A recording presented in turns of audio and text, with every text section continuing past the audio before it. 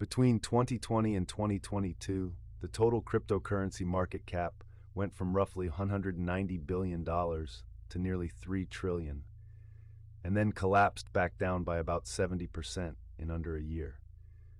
Millions of people who bought near the peak didn't just lose paper gains. They lost real money they couldn't afford to lose. And the reasons why almost always come down to the same handful of mistakes. The first and most expensive mistake is treating crypto like a one-way bet. When an asset goes up 500% in 2 years, it feels inevitable in hindsight.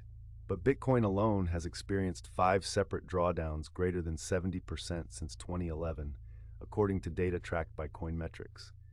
That's not an anomaly, that's the historical pattern. If you invested money you needed within a few years, a 70% drop isn't a temporary inconvenience.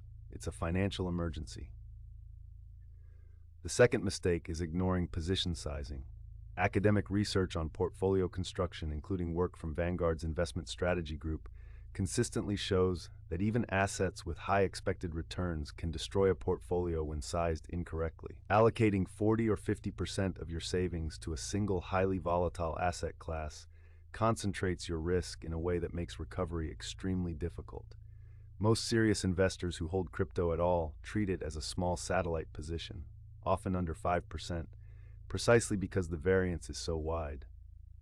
Third, and this one cost people billions, trusting centralized platforms as if they were banks. FTX, Celsius, and Voyager were not banks. They had no deposit insurance, no regulatory backstop, and in several cases, no legitimate business model. The FDIC insures bank deposits up to $250,000 per account in the United States. Crypto held on an exchange is insured by nothing. If the platform fails, your claim joins a bankruptcy queue. Thousands of people learn this the hard way. Fourth is the tax problem. Crypto is treated as property by the IRS, which means every trade, every swap between tokens, and every purchase made using crypto is potentially a taxable event. A 2023 study by the Government Accountability Office found significant underreporting of crypto gains, not always intentional, but because most retail investors simply didn't know. Failing to track cost basis from the beginning creates a tax nightmare that compounds with every transaction. And fifth, probably the quietest destroyer of wealth, is overtrading based on short-term price signals. Research on retail trading behavior, including a widely cited study by Barber and Odean, published in the Journal of Finance, found that the more frequently individual investors trade, the worse their net returns tend to be. The friction of fees, spreads, and taxes adds up fast. The data does not support active crypto trading as a reliable wealth-building strategy for most people. Here's what the evidence actually points toward if someone chooses to include crypto in a portfolio at all. Keep the allocation small enough that a total loss wouldn't derail your financial plan. Use self-custody or highly reputable regulated custodians rather than obscure platforms.